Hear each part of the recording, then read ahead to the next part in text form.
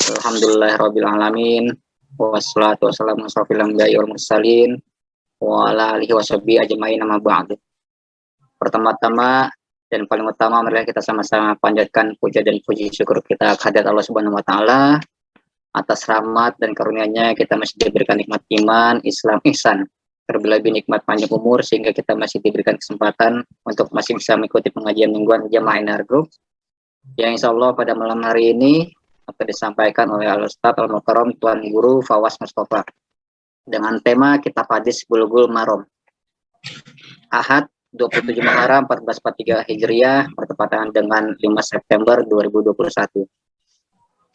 Salawat serta salam juga semoga selalu tercurahkan pada junjungan kita yakni Nabi Muhammad sallallahu alaihi wasallam, pada keluarga, sahabat, dan insyaallah kita sebagai umatnya. Baik, untuk mempersingkat waktu, langsung saja kita mulai sesi pertama yang akan tausiah akan disampaikan oleh Tuan Guru Fawaz. Tafadhol Ustaz.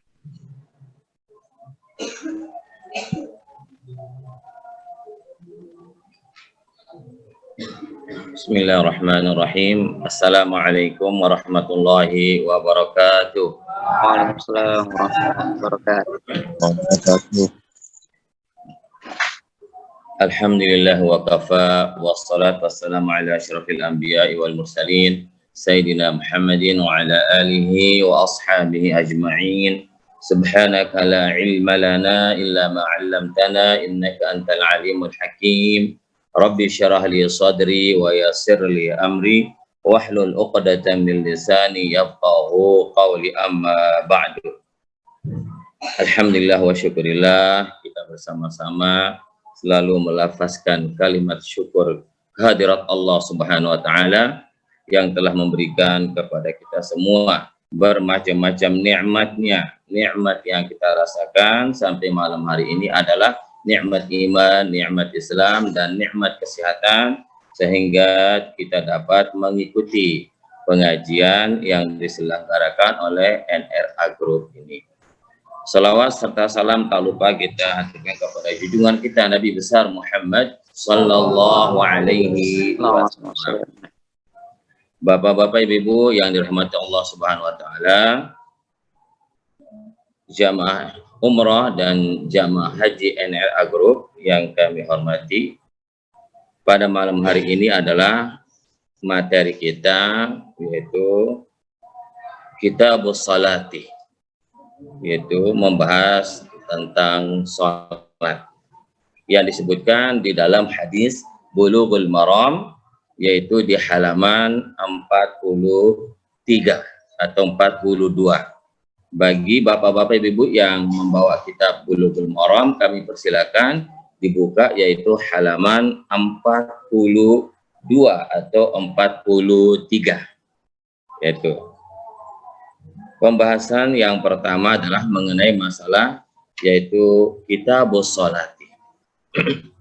Kitabus Sholati ini sebelum memasuki tentang sholat, tentang bagaimana cara mengerjakan sholat, bagaimana yang hal-hal yang membatalkan sholat, di dalam kitab Bulughul Maram ini yang pertama dijelaskan yaitu mengenai babul mawaqiti, yaitu bab tentang waktu-waktu masuknya sholat.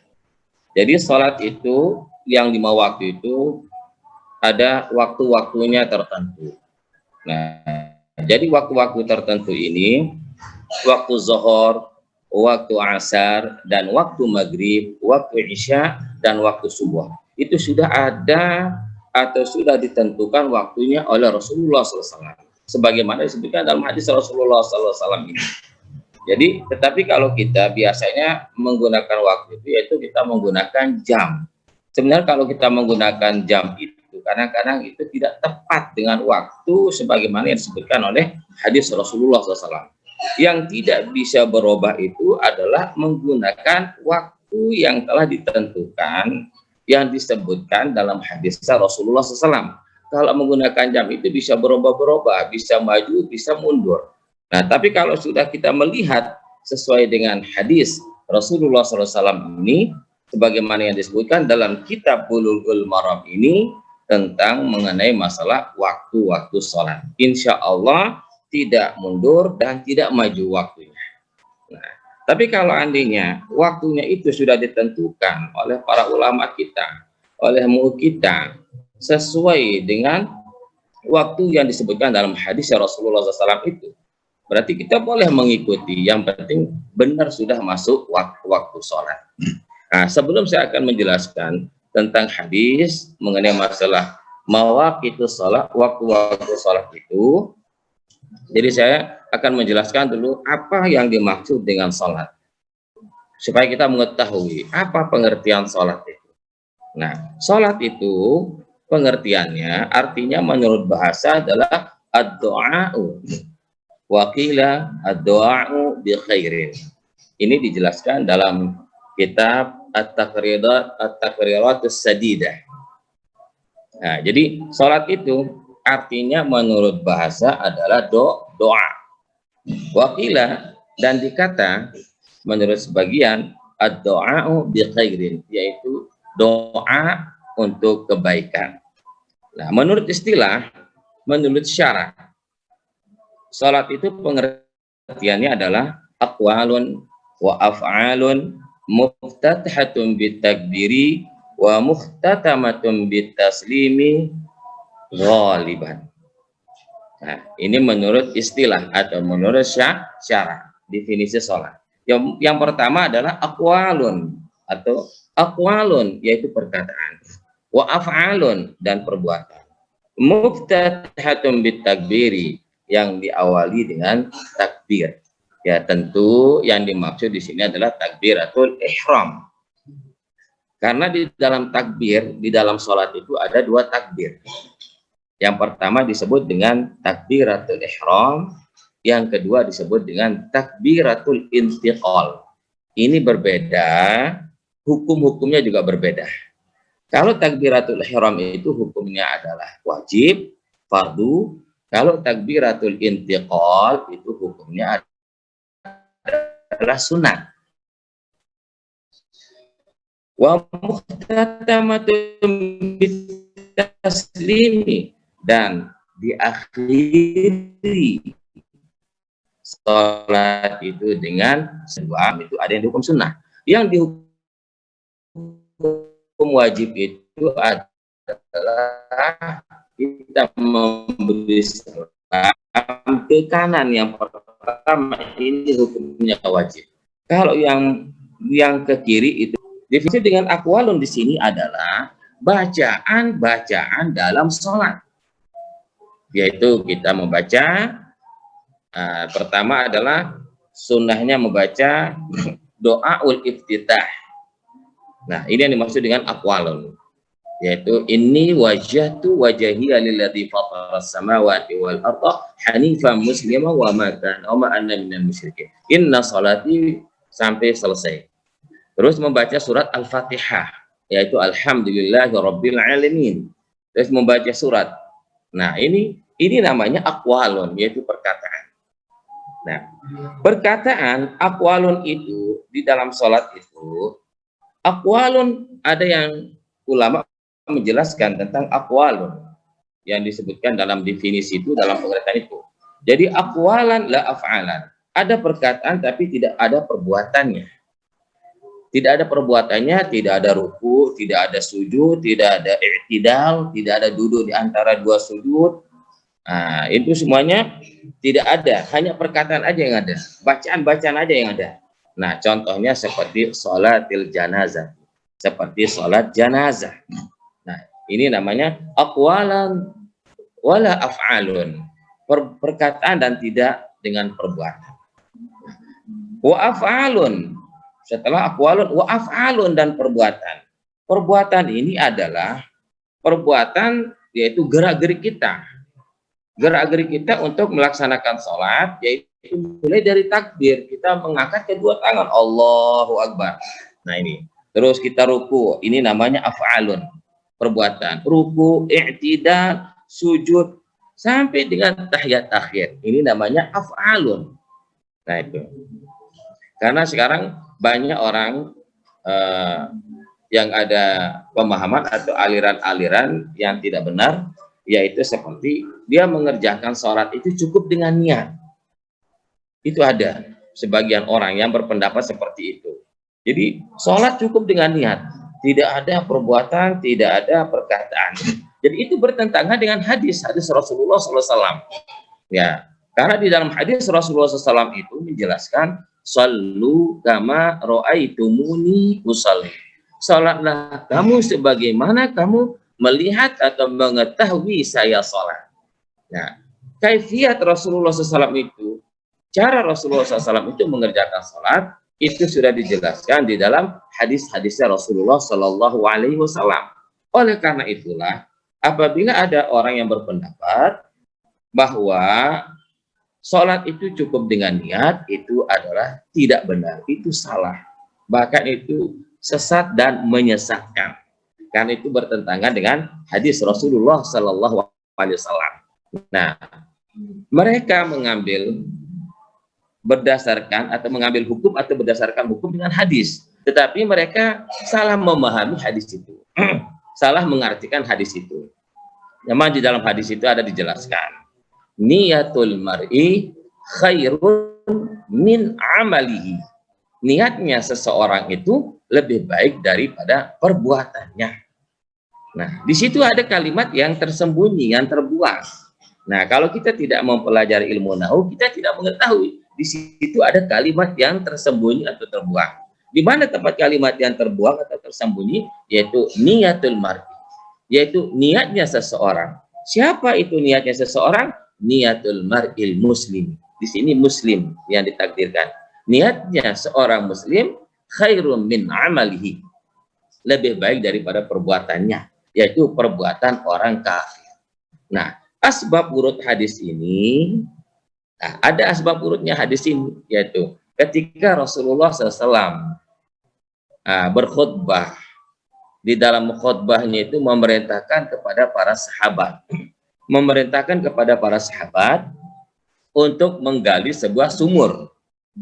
Nah, lalu orang kafir Quraisy mendengarkan perintah Rasulullah SAW untuk menggali sebuah sumur. Nah, orang kafir itu menganggap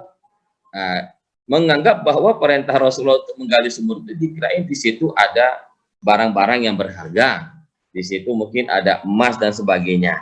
Oleh karena itulah orang kafir itu yang mendahului para sahabat untuk menggali sumur itu. Dia lebih duluan menggali sumur itu. Nah, bahkan mungkin menggalinya sebelum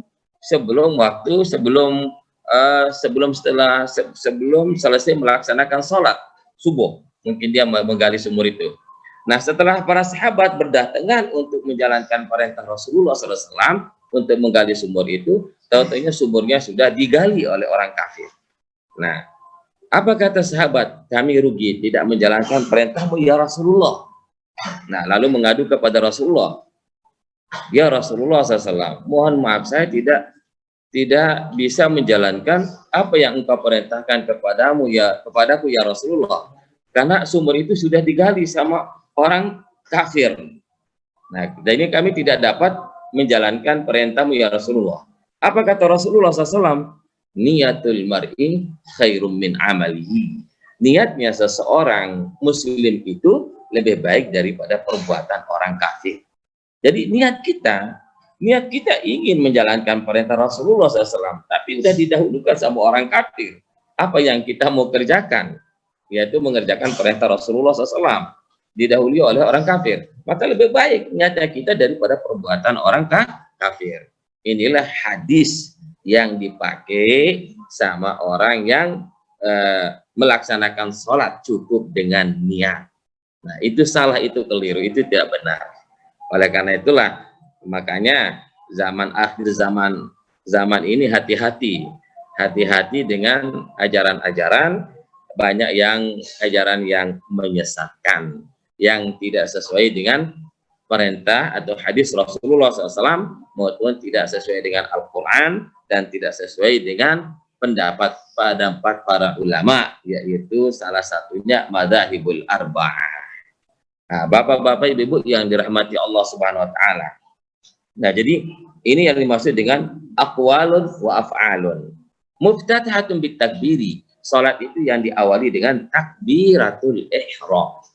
Nah itu dimulai dengan takbiratul ihram.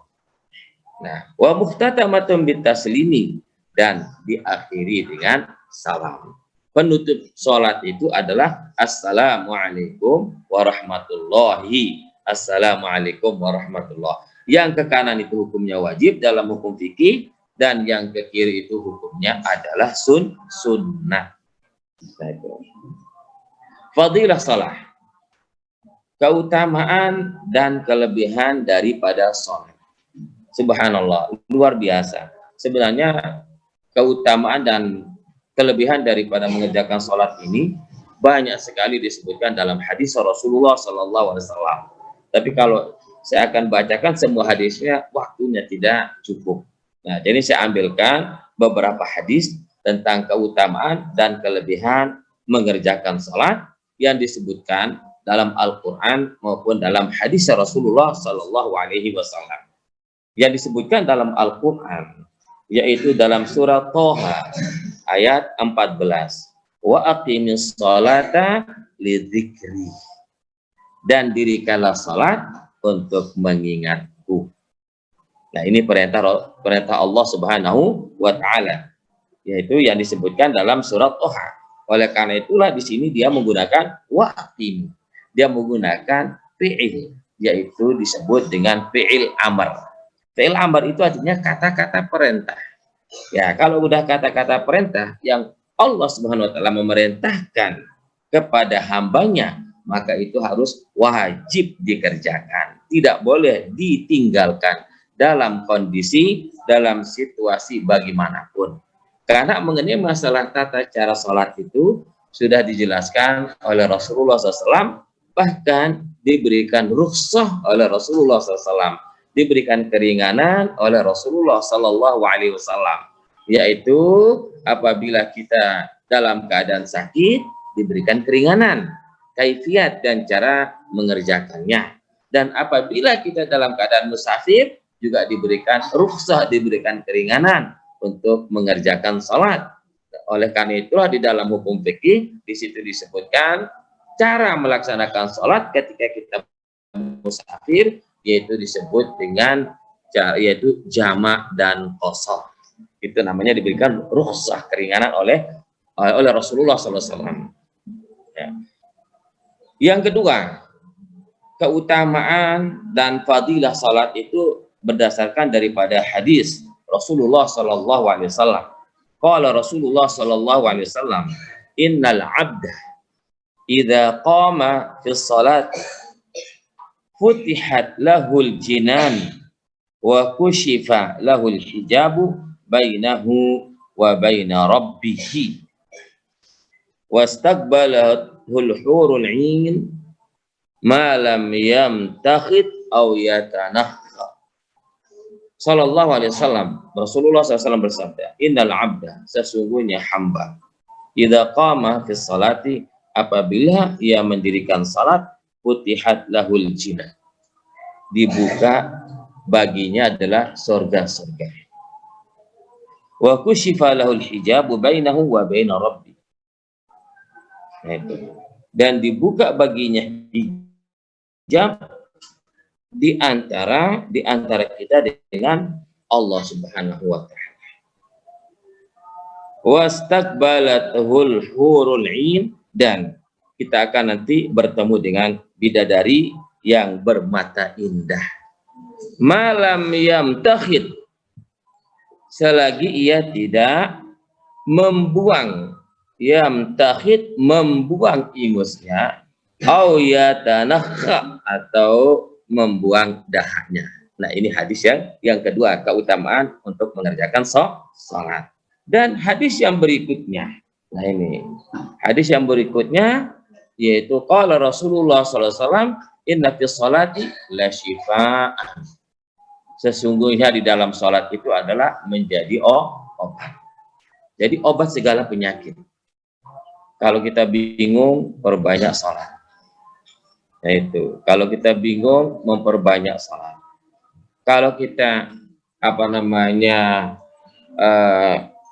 stres, memperbanyak salat. Nah, ini obat stres sebenarnya kalau kita memperbanyak salat. apabila kita bingung cepat memperbanyak sholat, yaitu mengerjakan sholat sunnah, mengerjakan sholat sunnah taubah, mengerjakan sholat sunnah mutlak, dan mengerjakan sholat sunnah-sunnah yang lainnya.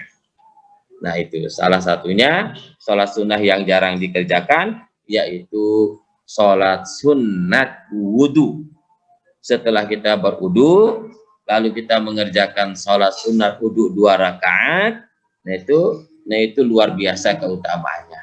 Itu keutamaannya itu kita akan masuk ke dalam surga yang pintunya 8, lewat manapun kita bisa masuk. Itu keutamaan daripada melaksanakan sholat sunat, yaitu wudhu. Dan keutamaan-keutamanya juga banyak disebutkan dalam hadis-hadis yang lain maupun pendapat para ulama kita.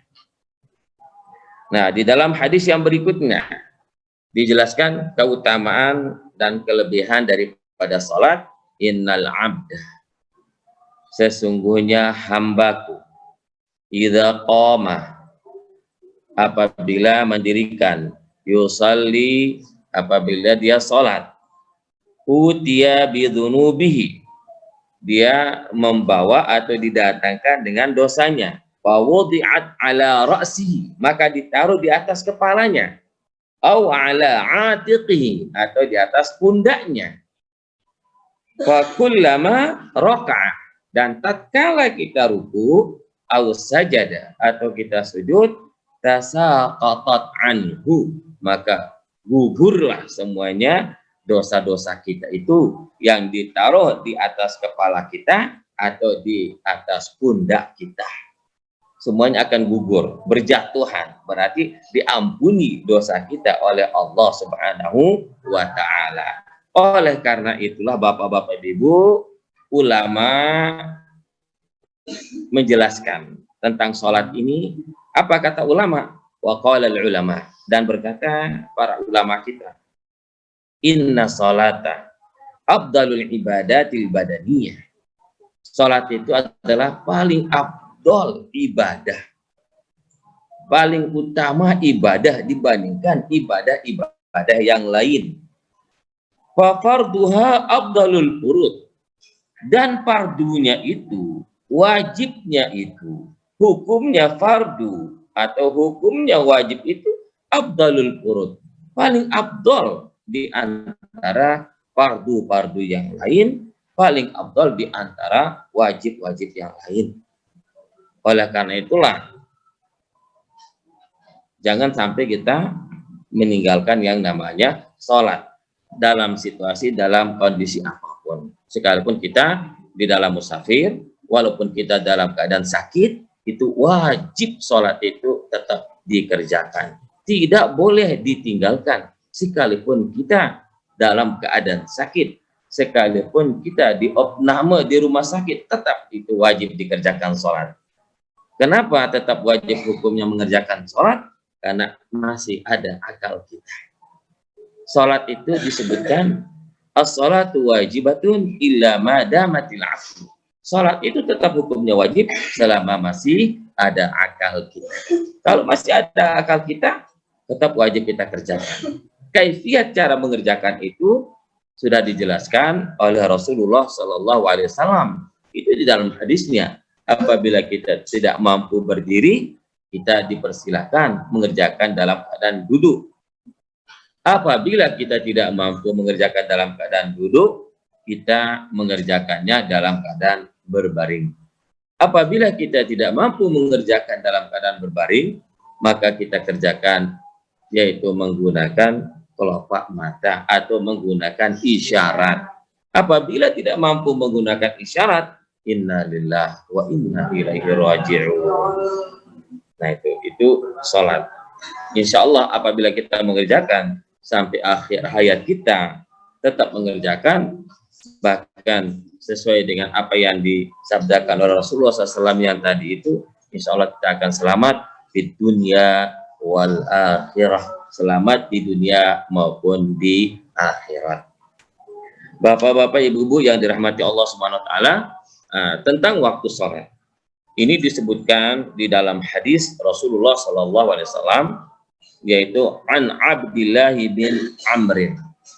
dari Abdullah bin Amr radhiyallahu anhuma, semoga Allah meridainya, anna Nabiyya sallallahu alaihi wasallam, sesungguhnya Nabi sallallahu alaihi wasallam qala, yaitu bersabda, waktu zuhri, yaitu waktu zuhur, idza zalatis syamsu, apabila tergelincirnya matahari.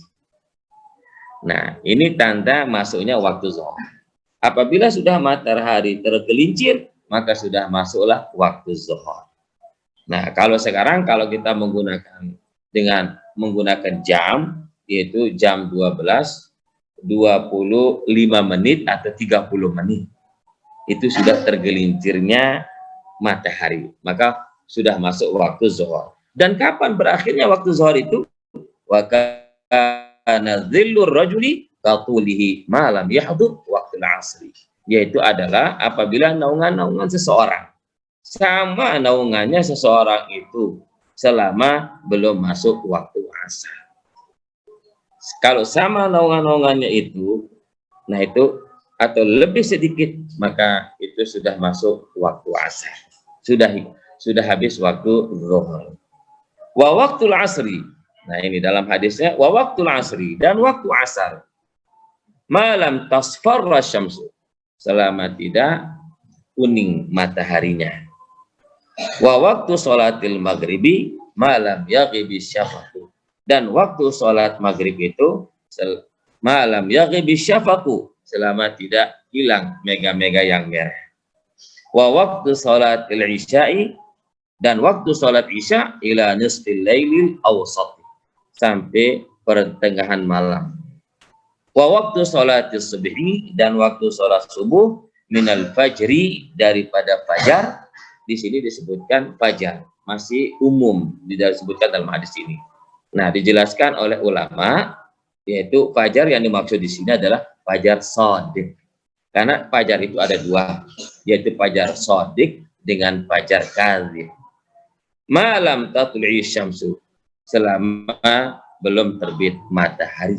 Kalau sudah terbit matahari, maka habislah waktu subuh. Rawahu Muslim. Hadis ini diriwayatkan oleh Imam Muslim. Nah, waktu, mengenai masalah waktu ini, nah dijelaskan oleh para ulama, yaitu dengan penjelasan secara terperinci, yaitu disebutkan dalam hadis at-taqriratus sadidah mengenai waktu sholat. Kenapa sholat zuhur itu disebutkan dengan sholat zuhur? Li'annaha zahiratun fi waqtin nahari, karena dia jelas pada waktu siang, karena dia nampak pada waktu siang, kan itu disebut dengan sholat zuhur. Nah, sholat zuhur itu yaitu sholat yang pertama dikerjakan di Islam. Jadi pertama itu adalah sholat zuhur yang dikerjakan oleh Rasulullah SAW.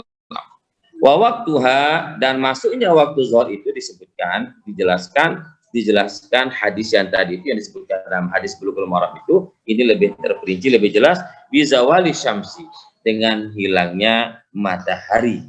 Wa yakhruju bizawali syamsi, dengan tergelincirnya matahari. Wa yakhruju, dan hilangnya atau habisnya waktu zuhur itu, idza sara dhillu kulli syai'in mithlahu, apabila naungannya itu, apabila terjadi naungannya itu, kulli syai'in, akan sesuatu mithlahu, seumpamanya.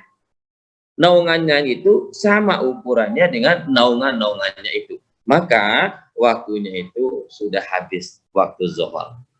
Nah, kalau sudah habis waktu zuhur, maka masuklah waktu asar. Dan waktu zuhur itu mempunyai keutamaan, ada 6 keutamaan dalam waktu sholat zuhur itu. Ada yang disebut dengan waktu fadilatin, waktu yang paling afdol, yang paling bagus, yang paling baik kita mengerjakan sholat, yaitu min awalil wakti, yaitu pada awal waktu, pada awal waktunya. Ini yang paling afdal, ini waktu afdal. Begitu masuk waktu, begitu azan zuhur, terus kita melaksanakan atau mengerjakan sholat sunnah qabliyah, terus qomat langsung mengerjakan sholat zuhur berjamaah, itu namanya waktu fadilah, waktu yang paling afdal. Sebagaimana disebutkan dalam hadis Rasulullah SAW, afdalus sholati fi awwali waktiha. Paling afdal kita mengerjakan sholat itu yaitu pada awal waktunya. Yang kedua disebut dengan waktu ikhtiarin. Waktu ikhtiarin itu apa yang dimaksud dengan waktu ikhtiarin? Min awalil waktu, dari awal waktu, ila ayyabqa qadru ma yas'us salat, sampai masih ada waktu untuk kita mengerjakan salat, sampai masih ada waktunya. Itu namanya waktu ikhtiar. Waktu ikhtiar itu yaitu dari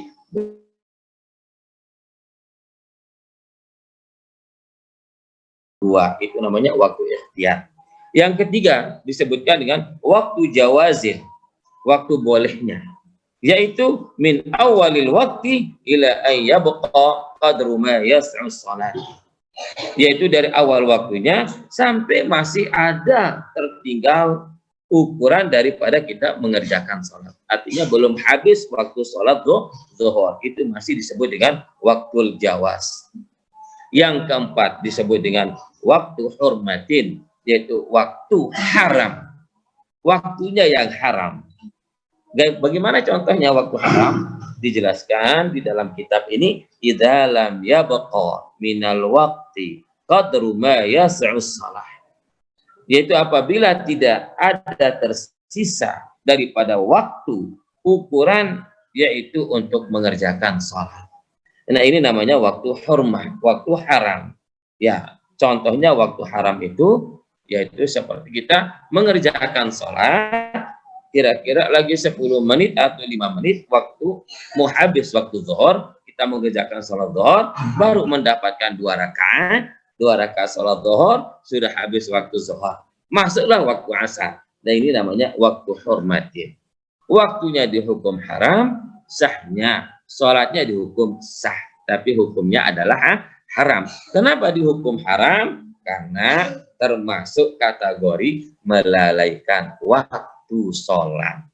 Sementara orang yang melalaikan waktu sholat itu dihukum oleh Allah Subhanahu wa taala yaitu dengan ancaman fawailul lil musallin alladzina hum an salatihim sahun. Neraka wail bagi orang yang melalaikan waktu sholat atau mengerjakan sholat yang dalam waktu yaitu pada akhir-akhir waktunya. Yang kelima, waktu uzrin, yaitu waktu uzur. Waktu uzur ini contohnya seperti kita mengerjakan sholat ketika kita dalam keadaan musafir. Ketika kita dalam keadaan musafir. Nah, ketika kita dalam keadaan musafir, kita tidak bisa untuk mengerjakan secara tamam misalnya. Nah, itu oleh karena itulah diperbolehkan mengerjakannya dengan cara yaitu jama' wa qasran. Dengan cara jama' artinya mengumpulkan, wa qasran dengan cara meringkas atau mengurangi. Maksudnya mengurangi itu yang 4 rakaat menjadi 2 rakaat. Nah, jama' itu artinya mengumpulkan 2 sholat itu dalam satu waktu. Contohnya zuhur dengan asar. Kalau kita kerjakan asar itu pada waktu zuhur disebut dengan jam'u taqdimin. Nah, kalau jamak takdim itu dikerjakan, terlebih dahulu kita mengerjakan yaitu sholat zuhur, baru sholat asar. Tapi kalau zuhur kita tarik ke waktu asar, namanya jamak takhir.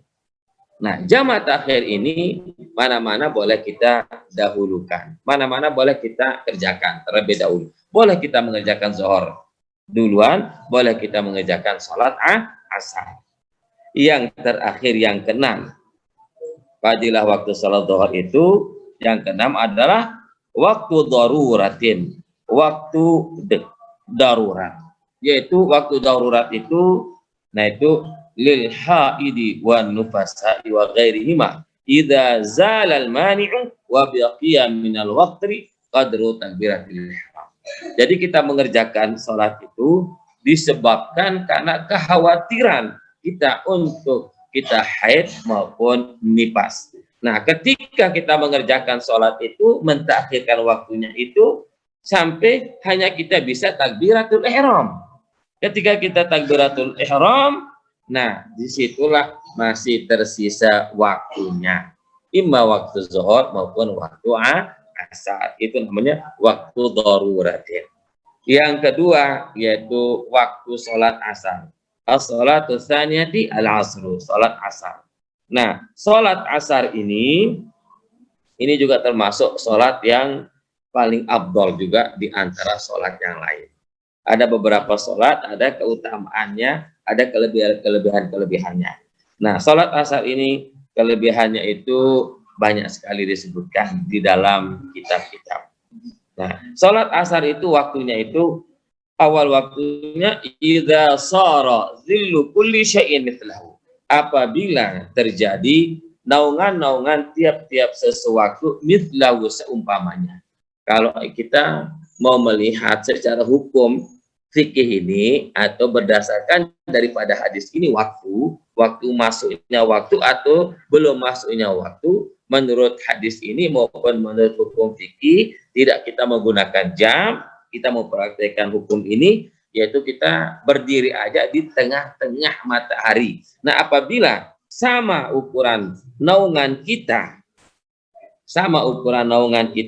maka itu sudah habis waktu zuhur dan masuk waktu asar. Tapi kalau nggak sama dia naungan kita ketika kita berdiri di tengah teriknya matahari, maka itu masih waktu zuhur. Nah, ini waktu asar. Wa yakhruju, dan keluarlah waktu asar itu. Habis waktu asar itu bi ghurubi fursi syamsi, dengan tenggelamnya matahari. Kalau sudah tenggelam matahari, maka habislah waktu asar dan masuklah waktu maghrib. Dan waktu asar itu juga memiliki keutamaan, yaitu kelebihan. Di dalam waktu asar itu ada 6. Sama juga kelebihan dan keutamaannya itu seperti melaksanakan sholat zuhur. Yang ketiga adalah as-shalatu tsalitsah. Salat yang ketiga adalah al-maghribu, waktu maghrib. Waktu maghrib itu masuknya awal waktu maghrib bi ghurubi qarsi syamsi, yaitu dengan tenggelamnya matahari. Kalau sudah tenggelam matahari, maka masuklah awal daripada waktu maghrib. Dan habisnya waktu maghrib itu bi ghurubi syafaqil ahmari, yaitu dengan hilangnya mega-mega yang merah. Nah, mengenai masalah waktu maghrib itu ada 2 perbedaan pendapat. Menurut pendapat Imam Syafi'i pun 2 pendapat. Nah, ada pendapat Imam Syafi'i itu yang dikatakan qaulul qadim menurut Imam Syafi'i, dan ada yang disebut dengan qaulul jadid. Di mana tempat perbedaannya antara qaulul qadim dan qaulul qadim? Nah, kalau qaulul qadim yaitu setelah hilangnya atau tenggelamnya mega-mega yang merah, itu namanya qaulul qadim. Qaulul qadim itu artinya adalah ketika Imam Syafi'i berada di Baghdad, berada di Irak, dia mengeluarkan pendapat Imam Syafi'i dengan pendapat qaulul qadim. Nah, ketika Imam Syafi'i berada di Irak, dia berpendapat bahwa sholat maghrib itu berakhirnya waktu maghrib itu dengan tenggelamnya mega-mega yang merah atau dengan hilangnya mega-mega yang merah. Nah, kalau menurut qaulul jadid itu ketika Imam Syafi'i berada di dia berpendapat bahwa berakhirnya waktu maghrib itu dengan ukuran yaitu bahwa biqadri ijabatil muadzin. Pertama dengan ukuran orang azan, muadzini. wasatril aurati. Yang kedua, kita menutup aurat. Yang ketiga, wattaharatu, kita bersuci, yaitu berudu. Yang keempat adalah wassalatu biqadri khamsi raka'atin, yaitu mengerjakan salat dengan ukuran 5 rakaat menurut wakila, dan ada juga pendapatnya biqadri sab'i raka'atin, dengan ukuran 7 rakaat. Maka apabila kita mengerjakan dari awal yang tadi ini sampai dengan mengerjakan 7 rakaat atau 5 rakaat salat, maksudnya yaitu maghrib 3 rakaat, salat sunnah ba'diyah maghrib 2 rakaat, maka sudah masuk waktu, sudah habis waktu maghrib. Ini menurut pendapat Imam Syafi'i yang dikatakan al-madhabul jadidi, yaitu pendapat jadid. Nah, di antara dua pendapat, mana yang lebih kuat di antara dua pendapat? Nah, yang lebih kuat berdasarkan daripada hadis Rasulullah SAW, yaitu mazhabul Imam Syafi'i al-Qadim, pendapat Imam Syafi'i ketika ia berada di Baghdad, di Irak, yang mengatakan bahwa habisnya waktu maghrib diwuru bisyafaqil ahmar, dengan hilangnya mega-mega yang merah. Yang keempat, sholat yang keempat, al-isya. Al-isya awal waktunya itu biwuru bisyafaqil ahmar, yaitu dengan hilangnya, tenggelamnya mega-mega yang merah, wa yakhruju, dan keluarnya waktu isya itu, habisnya waktu isya itu bitulu'il fajris shadiqi, dengan terbitnya fajar shadiq. Nah, di sini disebutkan dalam kitab ini. Kalau dalam hadis Bulughul Maram itu tadi tidak disebutkan fajar shadiqnya, hanya disebutkan al-fajr. Nah, fajar itu ada dua macam, yaitu yang disebut dengan al-fajrus shadiq dengan al-fajrul kadhibi. Nah, apa tempat perbedaannya? Di mana tempat perbedaannya antara fajar shadiq dengan fajar kadhib? Kalau fajar shadiq itu adalah yantashiru dawuhu wa yasdadu. Nah, itu dia mulai terang dan bertambah terangnya. Nah, itu dia mulai terang dan bertambah terangnya. Nah, itu namanya fajar shadiq. Tapi kalau fajar kadhib itu yaqubu dawuhu zulmatan, yaitu dia mengikuti sinarnya itu yang gelap. Jadi dia terang sebentar, terus lalu dia gelap, seterusnya dia gelap. Itu namanya fajar kadhib. Jadi fajar kadhib itu kesimpulannya, maksudnya adalah belum masuk waktu subuh. Belum masuk waktu subuh. Masih boleh kita mengerjakan, yaitu sholat sunat tahajud. Nah, ini untuk bisa membedakan antara fajar shadiq dengan fajar kadhib. Bapak-bapak Ibu yang dirahmati Allah Subhanahu wa taala, yang terakhir adalah waktu subuh. Yang terakhir adalah waktu subuh, waktuha, yaitu awal waktunya bitulu'il fajris shadiq, dengan terbitnya fajar shadiq. Kalau udah terbit fajar shadiq, maka itu sudah masuk awal daripada waktu subuh. Nah, awal waktu subuh itu setelah terbit fajar shadiq, setelah azan, terus kita mengerjakan qobliyah subuh. Bapak-bapak ibu-ibu yang dirahmati Allah SWT, jangan sampai kita meninggalkan sholat sunat qobliyah subuh. Karena keutamaan sholat sunat qobliyah subuh itu, kita tidak mendapatkan keutamaannya di sholat sunat-sunat yang lainnya. Hanya kita mendapatkan yaitu di qobliyah subuh. Sebagaimana disabdakan oleh Rasulullah SAW dalam hadisnya, yaitu raka'atanil fajri khairum minad dunya wa ma fiha. 2 rakaat yang kita kerjakan sholat sunat fajar atau sholat sunat qobliyah subuh itu lebih baik daripada dunia dan lebih baik daripada isi-isinya. Nah, itu apa? Seluruh dunia itu lebih baik. Lebih baik kita mengerjakan sholat sunat qobliyah subuh atau sholat sunat fajar daripada dunia dan isi-isinya. Nah, kita sekarang mempunyai isi dunia. Semua isi-isi dunia kita miliki, segala-galanya. Bahkan dunia kita miliki semuanya. Tetapi kita tidak pernah mengerjakan sholat sunat fajar. Lalu ada orang yang mengerjakan sholat sunat fajar, tidak pernah meninggalkan sholat sunat fajar. Selama ia hidup, gak pernah dia tinggalkan. Nah, itu lebih baik orang itu yang mengerjakan sholat sunat fajar daripada orang yang memiliki dunia dan memiliki isi-isi dunia. Oleh karena itulah Bapak-bapak Ibu, kalau kita mengerjakan ibadah umroh atau mengerjakan ibadah haji, lalu kita berjamaah di Masjidil Haram maupun di Masjid Nabawi, kita melihat orang apabila dia telat datang untuk mengerjakan sholat berjamaah, imamnya baru takbir, dia mengerjakan sholat sunat fajar dulu, baru dia mengikuti imam untuk mengerjakan sholat subuh berjamaah, karena dia khawatir, takut untuk meninggalkan sholat sunat fajar itu, sekalipun sholat sunat fajar itu hukumnya adalah sunnat, tidak dihukum wajib, tapi keutamaan dan kelebihannya, fadilahnya itu luar biasa, tidak dimiliki oleh sholat-sholat sunat yang lainnya. Oleh karena itulah Bapak-bapak Ibu, sholat sunat fajar itu jangan sampai ditinggalkan, jangan sampai dilalaikan. Wah, tetap dikerjakan, diistiqomahkan. Wa yakhruju bi tulu'i juz'in fursis syamsi.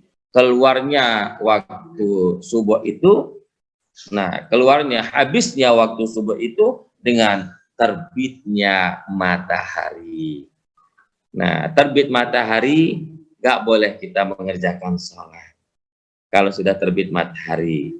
Berapa jaraknya antara mulai dari terbit matahari dengan sampai beberapa menit baru boleh kita mengerjakan sholat, yaitu 16 menit atau 15 menit atau 16 menit.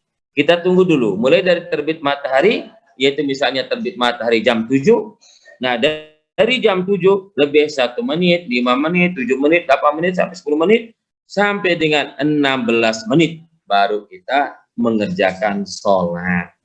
Nah, sholat apa yang kita kerjakan di situ?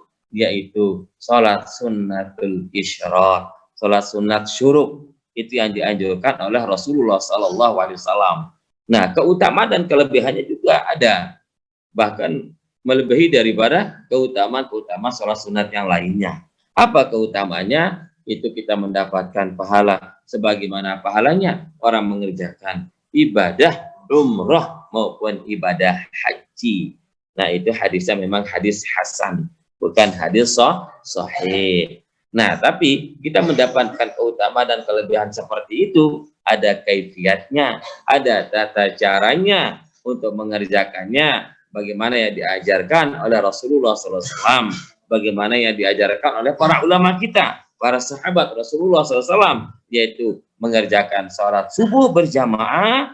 Nah, setelah selesai mengerjakan sholat subuh berjamaah bersama imam, lalu membaca zikir, berdoa, dan membaca Al-Quran sampai dengan terbitnya matahari. Setelah terbit matahari kita tunggu 15 menit atau 16 menit, maka masuklah waktu sholat sunat isyraq. Lalu kita ngerjakan sholat sunat isyraq 2 rakaat seperti sholat sunat duha, maka kita akan mendapatkan pahala sebagaimana pahalanya ibadah haji maupun ibadah umroh. Wallahu a'lamu bishawab.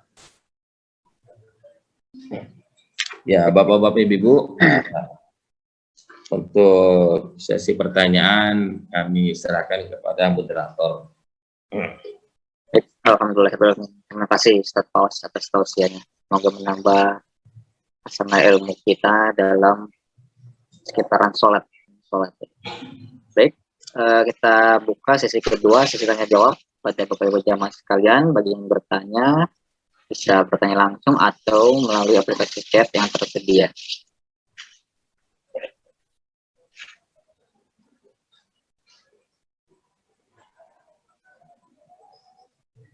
Terkait ini Ustaz yang apa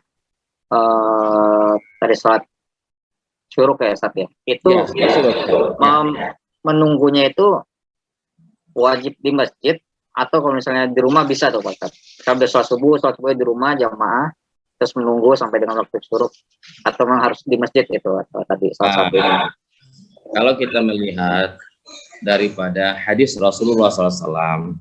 Jadi sholat berjamaah itu sebaiknya kita kerjakannya di masjid. Ya, kalau jauh masjidnya di musala kita kerjakan. Itu yang lebih afdol, itu perintah Rasulullah SAW.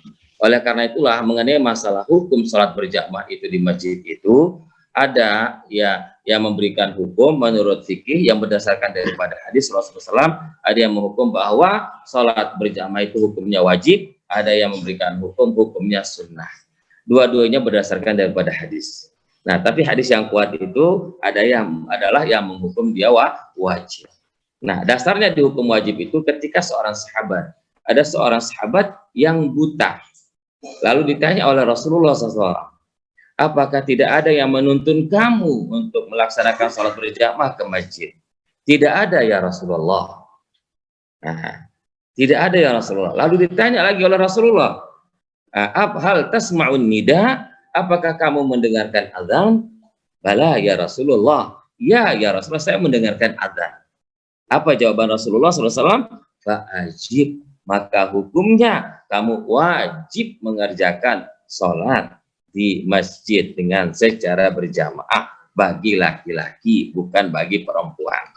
Nah, hukum yang kedua yang menghukum sunat muakkad juga berdasarkan daripada hadis. Keutamaan dan kelebihan sholat berjamaah itu pahalanya itu yaitu 26, ada yang berpendapat juga 27 dibandingkan dengan sholat sendirian. Wallahu a'lamu bishawab. Terima kasih Ustaz. Ini udah ada pertanyaan dari akun sosial medianya. Yang pertama dari Instagram, dari hamba Allah. Saya menunaikan sholat. Pada saat sholat, saya melihat setes darah di baju dan saya melanjutkan sholat. Hukum sholatnya gimana tuh Pak Ustaz? Jadi apabila ada darah itu termasuk adalah najis. Darah itu adalah termasuk najis. Nah, apabila pakaian kita ada yang terkena dengan benda-benda najis, ketika kita mengerjakan sholat, kita tidak tahu bahwa tidak di pakaian kita itu ada najis. Salah satunya yaitu darah. Nah, setelah kita mengerjakan sholat, Assalamualaikum warahmatullahi, salam ke kiri, ke kanan, ke kiri. Nah, baru kita melihat, oh ini ada bekas darah. Maka itu wajib kita ulangi, kita punya sholat. Nah, kenapa wajib diulangi? Karena hukumnya tidak boleh kita memakai atau menggunakan pakaian yang najis. Syarat sahnya sholat itu harus kita memakai pakaian kita suci dan tempat kita sholat juga suci. Nah, kalau dia najis, maka hukumnya tidak sah sholat kita apabila kita mengetahuinya bahwa di pakaian itu ada benda-benda najis. Wallahu a'lam bishawab. Baik, terima kasih atas penjelasannya. Kemudian ini ada dari akun sosial media Facebook dari Pak Ihsan. Saya menunaikan sholat maghrib ke selain kiblat dalam kondisi lupa. Kemudian saya mengetahui hal itu di tengah sholat isya. Apakah saya mengulangi sholat maghrib saya? Coba diulangi. Saya menunaikan sholat maghrib, tapi tidak menghadap kiblat nih Pak Ustadz, karena kondisinya lupa. Kemudian baru tahu setelah lagi tengah sholat isya. Ya. Apakah harus mengulangi sholat maghribnya nih Pak Ustadz? Ya. Jadi mengerjakan sholat maghrib dan tidak menghadap kiblat. Gitu ya pertanyaannya? Ya. Jadi sholat apapun yang kita kerjakan, kalau tidak menghadap kiblat, maka itu tetap hukum sholat kita tidak sah. Karena hukum menghadap kiblat itu adalah wajib hukum menghadap kiblat. Oleh karena itulah, apabila kita mengerjakan sholat, sholat itu imma di rumah, kita mengerjakan sholat, terus kita lupa arah kiblat kita menghadap ke luar kiblat sholat sampai selesai. Terus kita ingat setelah mau habis waktu maghrib bahwa sholat maghrib tadi itu saya tidak menghadap kiblat, maka wajib kita ulangi kita punya sholat. Karena menghadap kiblat itu adalah hukumnya wajib, tidak boleh ditinggalkan.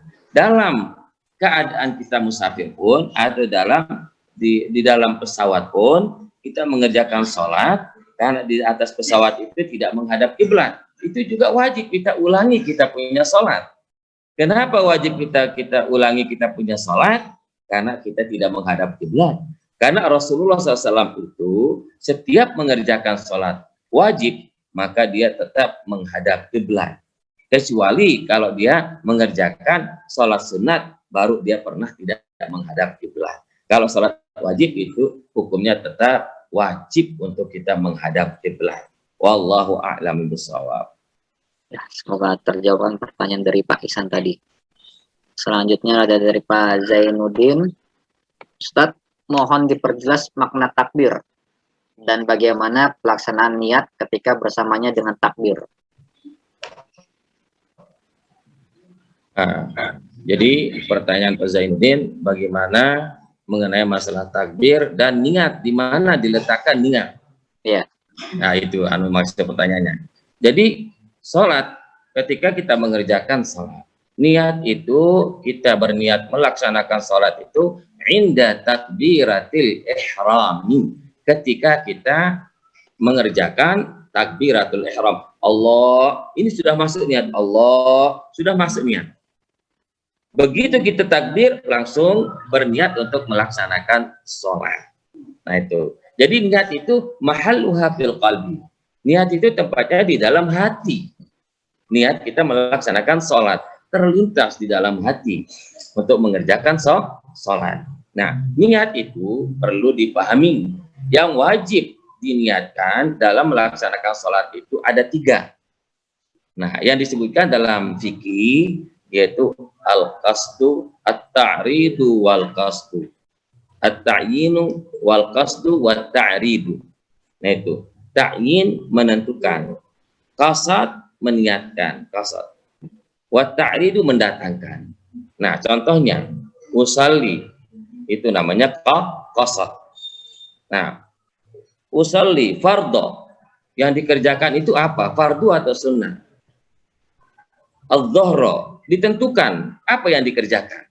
Mengerjakan sholat zuhur harus niatnya sholat zuhur. Jangan mengerjakan sholat zuhur terus niatnya sholat asar atau sholat maghrib. Ini tidak sah, harus ditentukan. Makanya di dalam hukum fikih itu dijelaskan qasad, ta'rad, ta'yin. Ada 3 yang wajib diniatkan.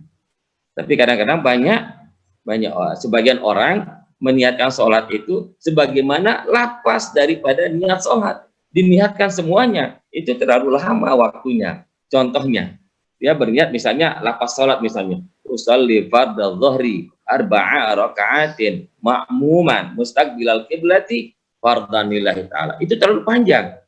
Kalau itu yang diniatkan, oleh karena itulah banyak orang kadang-kadang sholatnya itu hilang kekhusyuannya. Allah, terlalu lama. Nah, oleh karena itulah ketika kita berniat itu yang wajib diniatkan itu hanya 3, yaitu qasad, ta'rad, ta'yin. Qasad itu usalli, ta'rad itu mendatangkan, itu apa yang dikerjakan. Salat zuhur diniatkan salat zuhur, salat asar diniatkan salat asar, mengerjakan salat maghrib diniatkan salat maghrib, mengerjakan salat isya diniatkan salat isya. Ini namanya ta'rad. Ta'yin menentukan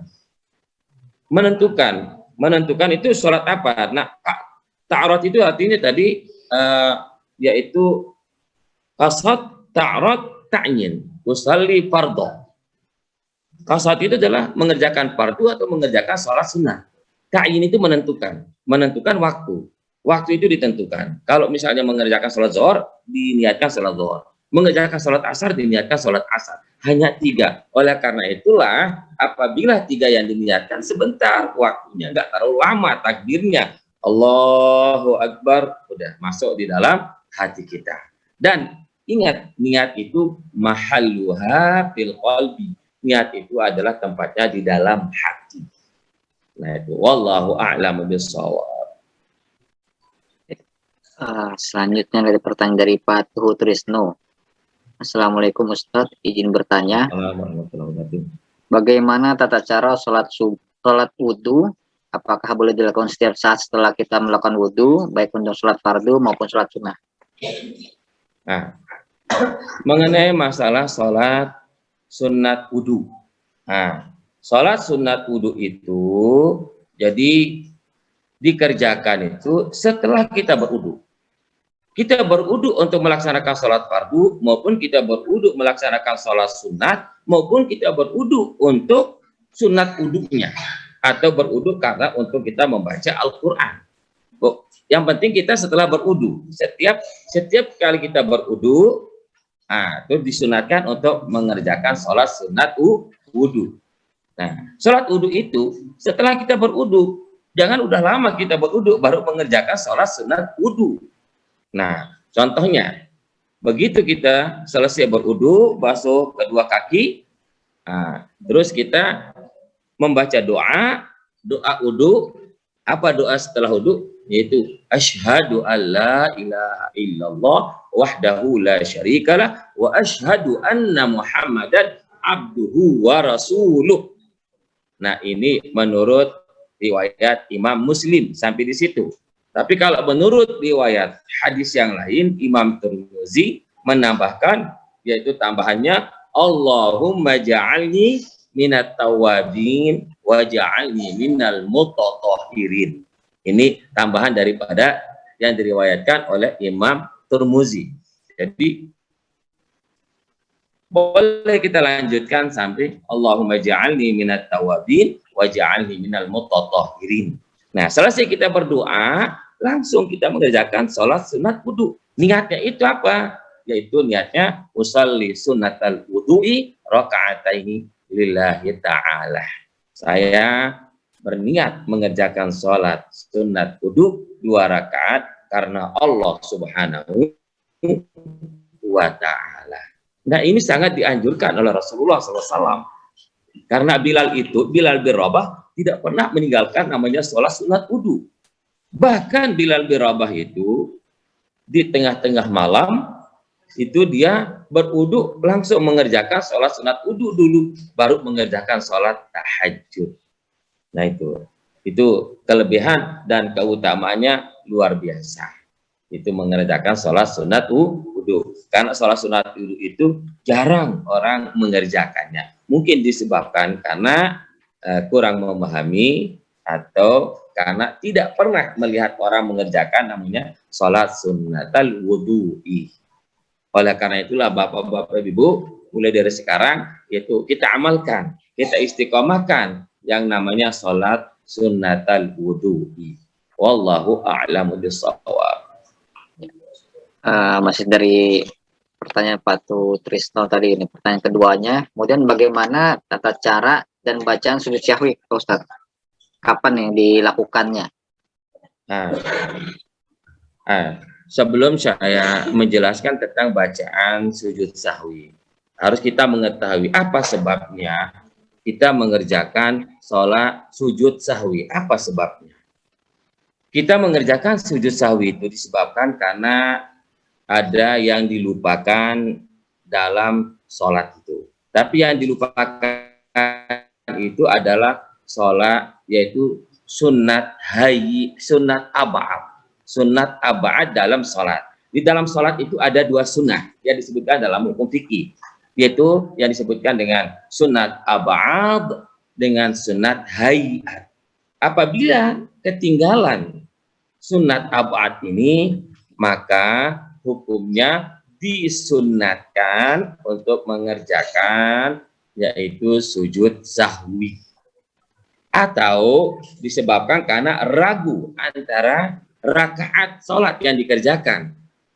Ragu apakah yang saya kerjakan ini 3 rakaat atau 4 rakaat. Dia dalam keadaan mengerjakan sholat isya atau sholat zuhur atau asar. 4 atau 3. Lebih baik kita ambil yang sedikit daripada yang banyak. Kita ambil yang 3. Kita ambil lagi 1 rakaat untuk menambah. Nah, setelah kita tahiyat akhir, nah disitulah kita mengerjakan sujud sahwi. Bacaan sujud sahwi itu subhana man la yanamu wa la yashu. Subhana man la yanamu wa la yashu. 3 kali kita baca, terus kita kembali lagi duduk, baru kita memberi salam. Assalamualaikum warahmatullahi Assalamualaikum warahmatullahi wabarakatuh. Nah, wallahu a'lamu bishawab. Alhamdulillah. Masih ada waktu Bapak Ibu jamaah sekalian, satu pertanyaan terakhir.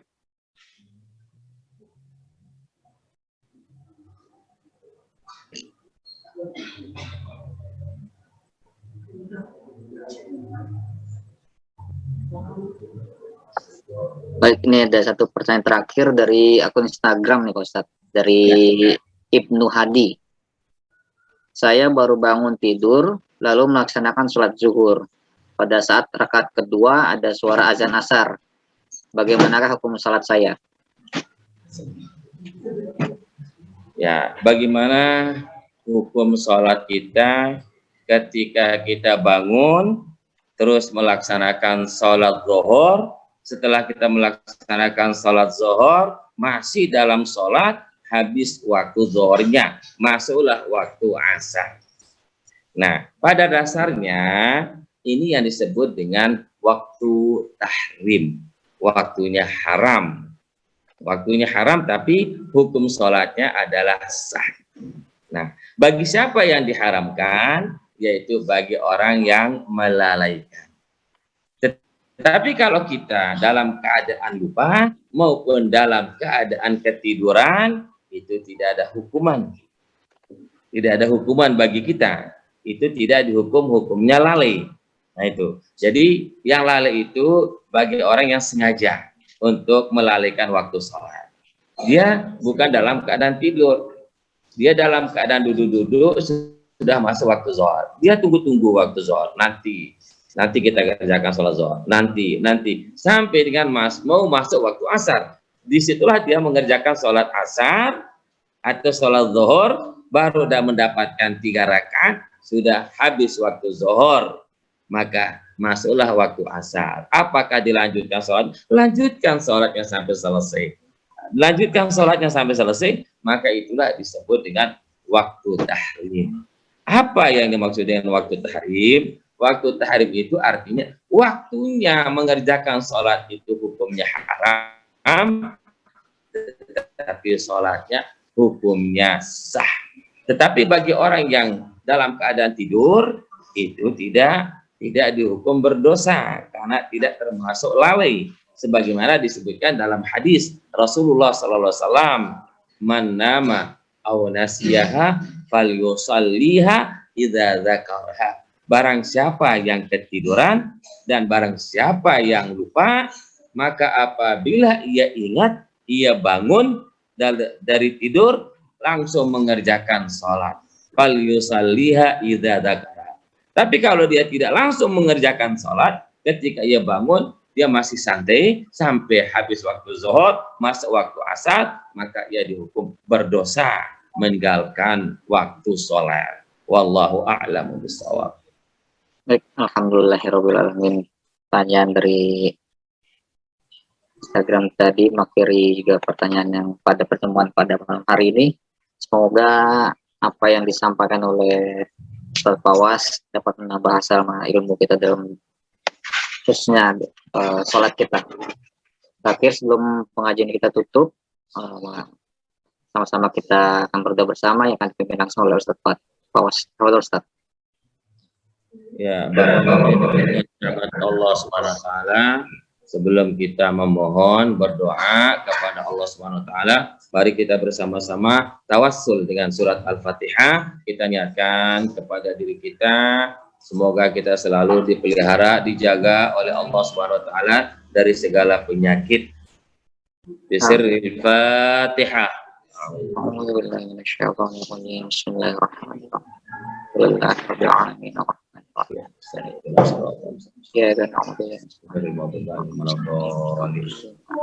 أعوذ بالله من الشيطان الرجيم بسم الله الرحمن الرحيم الحمد لله رب العالمين حمدا يوافي نعمه يكافي مزيدا يا ربنا لك الحمد كما ينبغي لجلالك ولوجهك والعظيم سلطانك اللهم صل على سيدنا محمد وعلى آل سيدنا محمد اللهم اغفر لنا ذنوبنا ولوالدينا وارحمهما كما ربيانا صغارا ولجداتنا ولمشايخنا ولمشايخنا ولأساتذتنا ولجميع المسلمين والمسلمات والمؤمنين والمؤمنات الأحياء منهم والأموات إنك سميع قريب مجيب الدعوة.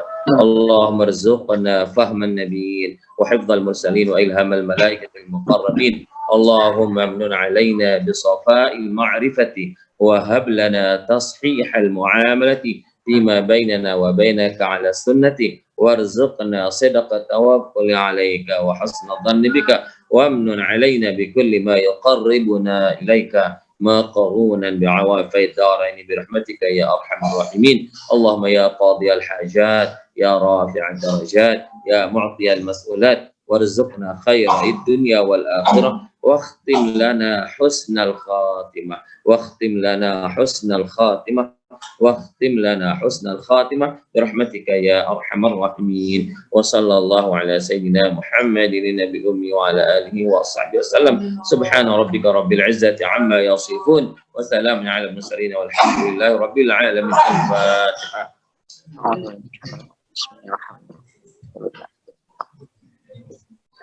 Ya. Ya Dhalin, amin. Mari kita akhiri dengan kita sama-sama baca kafaratul majlis. Subhanaka Allahumma wa bihamdika asyhadu an la ilaha illa anta astaghfiruka wa atubu ilaik. Wassalamualaikum warahmatullahi wabarakatuh. Waalaikumsalam warahmatullahi wabarakatuh. Terima kasih Ustaz Fawaz, terima kasih juga Bapak Ibu jamaah sekalian. Insya Allah kita bisa bertemu lagi dan bergabung kembali di pengajian berikutnya minggu depan. Wabillahi taufiq wal hidayah. Wassalamualaikum warahmatullahi wabarakatuh. Waalaikumsalam warahmatullahi wabarakatuh.